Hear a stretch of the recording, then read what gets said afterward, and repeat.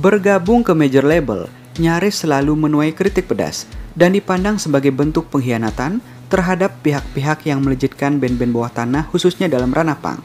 Tak peduli apakah album perdana major label tersebut sukses secara komersil atau tidak, dihargai para kritikus musik atau tidak, banyak penggemar akan mengernyitkan dahi mereka terhadap keputusan band tersebut.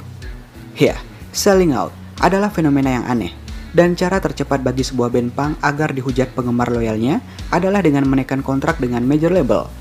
Walau ketika era internet datang menyeruak, semua jenis musik menjadi populer. Kendati sebelum industri musik jatuh berantakan, punk sempat meloloskan beberapa rilisan. Oke, setelah kemarin sempat membahas Enema of the State yang dinilai terlalu jualan, kali ini ya gantinya, kita akan membahas rilisan di skena punk yang katanya dikecam karena sell out ke major label. Yuk langsung saja kita bahas.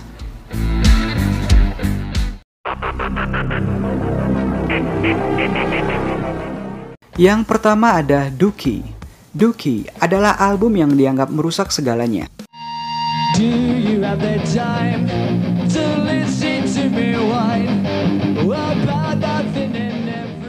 Komunitas punk seringkali memaki album ini. Alasannya, album ini sangat sukses dan terjual 20 juta kopi, menjadikannya salah satu album komersil tersukses sepanjang masa di bawah Purple Rain karya Prince dan Off the Wall milik Michael Jackson.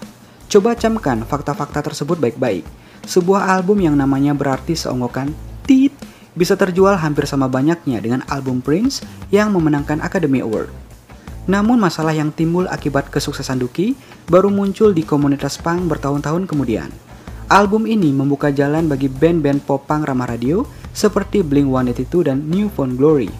Dookie bertanggung jawab menciptakan iklim yang mendorong major label mengontrak band punk seperti Jawbreaker yang akhirnya bubar akibat tekanan komersial. Bagi Green Day, album ini berfungsi sebagai transisi karir dari tiga bocah urakan asal Berkeley menjadi sekelompok pria parubaya pencinta eyeliner yang memproduksi aksi musikal Broadway. Namun, di samping semua itu, kita harus mengakui bahwa ini album yang keren. Green Day berhasil menjembatani pop punk ala California dan alternatif rock 90-an secara sempurna dan menghasilkan kumpulan lagu klasik. Sayangnya, setelah itu kualitas diskografi mereka menurun perlahan-lahan semenjak Dookie. Mulai dari Insomniac yang lumayan bagus, hingga album American Teeth yang penuh slogan politik tapi kosong isinya. Apalagi album berkonsep 3 bagian yang mereka rilis setelah itu. Gimana pendapat kalian?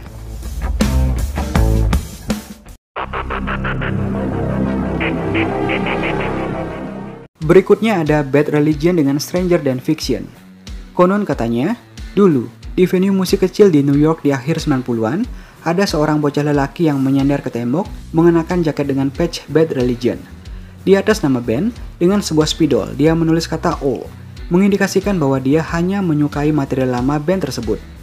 Sebegitu besar kebencian penggemar Bad Religion terhadap album major label dan fase kedua karir band favorit mereka. Stranger Than Fiction menjadi bahan olokan. Album tersebut merupakan rilisan debut mereka bersama Atlantic setelah mereka meninggalkan Epitaph. Mungkin tawaran kontraknya menggiurkan apabila mereka bersedia meninggalkan label yang dimiliki salah satu anggota bandnya sendiri. Album ini juga menampilkan single mereka yang paling populer, Infected dan Stranger Than Fiction.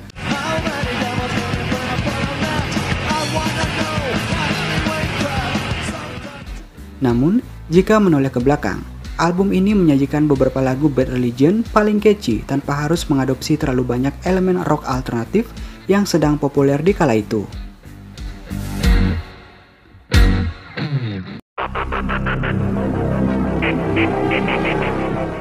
Selanjutnya ada Jawbox dengan For Your Own Special Sweetheart. Jawbox bernasib sama dengan Jawbreaker, dimaki orang karena diasosiasikan dengan kata selling out dan namanya sama-sama dimulai dengan Jaw. Tapi bukan berarti kesalahan mereka lebih ringan, mengingat mereka meloncat masuk Atlantic dari label super DIY Ian MacKaye Dischord Record. Mereka bersama dengan Shudder to Think adalah satu-satunya band yang pernah meninggalkan Dischord untuk masuk ke major label. Tidak heran, musik mereka yang cenderung progresif tidak diterima dengan baik oleh pendengar musik mainstream. Setelah dipecat oleh Atlantic, Jawbox membubarkan diri. Band Dischord tidak bisa main masuk begitu saja ke major label.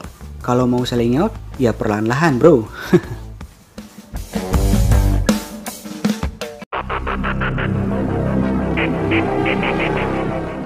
All adalah band yang nasibnya lumayan apes. Di mata komunitas punk, mereka selalu dianggap versi KW Descendants.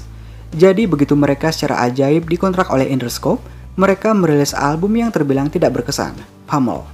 Biarpun album ini bukan karya terbaik mereka, tapi lagu-lagu seperti Million Bucks, Long Distance, dan Breaking Up semuanya lumayan bagus.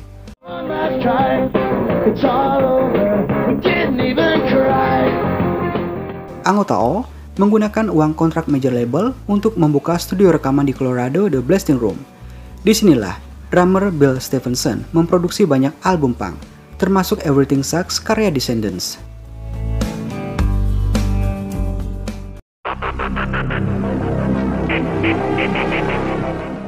Setelah kesuksesan besar Green Day dengan Dookie-nya, banyak label rekaman kebakaran jenggot, menyiapkan kontrak rekaman jutaan dolar untuk band-band punk independen. Saat itu, Jawbreaker baru saja menyelesaikan tur dengan Nirvana, dan banyak penggemar khawatir mereka akan dihampiri major label, dan akhirnya benar kejadian. Bukannya bubar, di mana saat itu ada kabar mereka hendak bubar. Mereka justru mendapatkan kontrak $1 juta dengan DGC Record, anak perusahaan Universal Music Group, untuk merilis Dear You di 1995. Sudah tentu, para penggemar mengkritik album ini karena terdengar terlalu bersih dibandingkan karya-karya mereka sebelumnya. Kabarnya para penggemar Jawbreaker duduk di lantai dan berbalik badan setiap kali band favorit mereka membawakan lagu dari album ini. Namun, kita harus menerima bahwa Dear You adalah album Jawbreaker yang paling cerdas dan dewasa. Vokalis gitaris Blake memamerkan keahliannya menulis lirik puitis dan gelap di sini. Lagu-lagu seperti Accident Prone dan Jet Black menjadi standar awal scene emo yang sedang berkembang bersama dengan Sunny Day Real Estate dan Texas Is the Reason.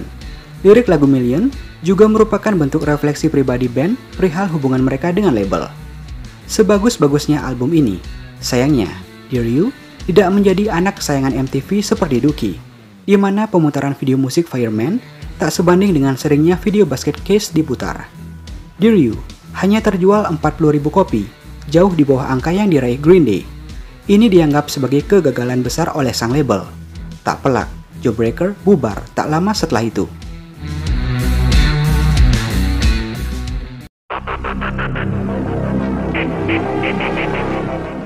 Bukti lain kegilaan kancah musik punk Amerika Serikat di pertengahan 90-an, band asal Florida Less Than Jake meraup uang dengan cara menggabungkan elemen ska ke dalam musiknya, sama seperti The Mighty Mighty Bosstones dan satu lagi Real Big Fish. Mereka meninggalkan label Asian Man dan No Idea demi rilisan ketiga mereka, Losing Streak, yang dirilis lewat Capitol. Para penggemar musik ska 90-an mungkin kesal. Mereka harus membayar beberapa dolar lebih mahal, tapi ini album yang luar biasa keren. Udah.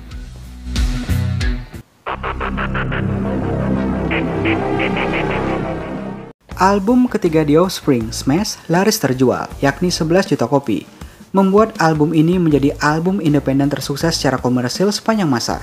Saking banyaknya uang yang dihasilkan album ini untuk Epitaph Record, label tersebut selama bertahun-tahun ke depan aman secara finansial.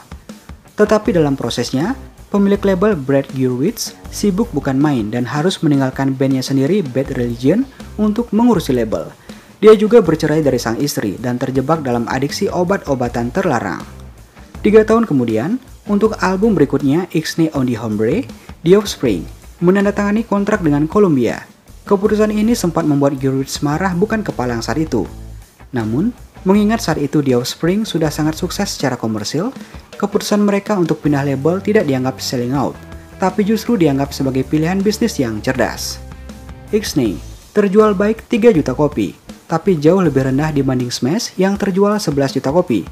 Tapi kemungkinan besar sebagian besar CD Smash mungkin sedang menghabiskan waktu dalam bak-bak album bekas di Amerika Serikat. Ya mungkin aja ya.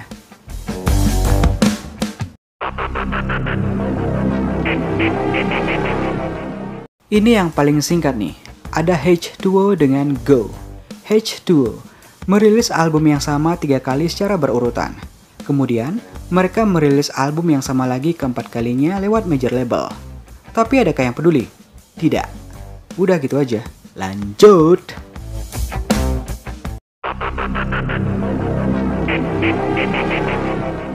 Rancid adalah sebuah anomali. Jika kita menilik kembali karir mereka Kalian mungkin mengira periode sell out mereka adalah pertengahan 90-an ketika mereka menyanyikan Roots Radicals di SNL dan video musik Salvation dan Ruby Soho diputar MTV secara konstan. Namun di saat semua itu terjadi, Rancid tetap bertahan di label indie Epitaph Record. Bukan berarti tidak banyak major label yang tidak tertarik menampung mereka, banyak banget malah. Setelah merilis 5 album via Epitaph, Rancid melakukan sesuatu yang selalu mereka tentang secara vokal, bernaung di bawah major label Warner Bros. Record, atau sekedar didistribusikan lewat Warner. Mereka tidak mau terang-terangan soal detail perjanjian tersebut, dan album perdana major label mereka, Indestructible, tidak memiliki logo Warner. Hasilnya, album ini dicuekin penggemar. Aksi bintang tamu dari Kelly Osbourne dan anggota Good Charlotte di video single Fall Back Down juga mungkin semakin menyakiti kredibilitas punk mereka. Ketika dikritik komunitas punk, Rancid mengatakan sound mereka yang semakin ngepop merupakan pengaruh Warner. Namun dalam kenyataannya, perjanjian distribusi album dengan major label tidak memiliki pengaruh apa-apa terhadap penulisan lagu mereka. Sejatinya, Indestructible bukanlah album yang terlalu berkesan. Kemarahan seputar keputusan Rancid masuk major label kini sudah tidak terdengar. Mengingat, kebanyakan orang yang masih mendengarkan band ini sudah berumur 35 tahun ke atas.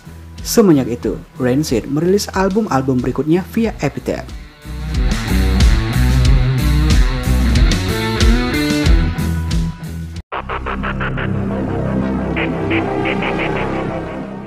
Cinta terkadang membuat kita melakukan hal-hal aneh. Contohnya vokalis Rancid Tim Armstrong, dia menghindari major label seumur hidupnya. Setelah dia cerai dari istrinya Brody Dalle di tahun 2003, sang istri dan bandnya The Distillers justru langsung dikontrak Sire Record dan merilis Coral Fang. Di tahun yang sama, Rancid juga dikontrak Warner dan merilis album dengan lirik penuh referensi perpisahan. Mungkin saja ini tidak lebih dari sekedar perang adu kesuksesan karir pasca akhir romansa berbau pasif agresif, atau mungkin saja ini semua hanya bagian dari acting Tim dan Brody, who knows man. Tapi satu hal yang pasti, di dokumen Sire Record sudah pasti The Distillers pernah dideskripsikan sebagai Rancid versi perempuan. Oke, gimana menurut kalian? Apa album-album punk tersebut memang layak dikecam? Sampaikan pendapatmu di kolom komentar ya. Sekian dan salam punk, no death, dan salam rock and roll.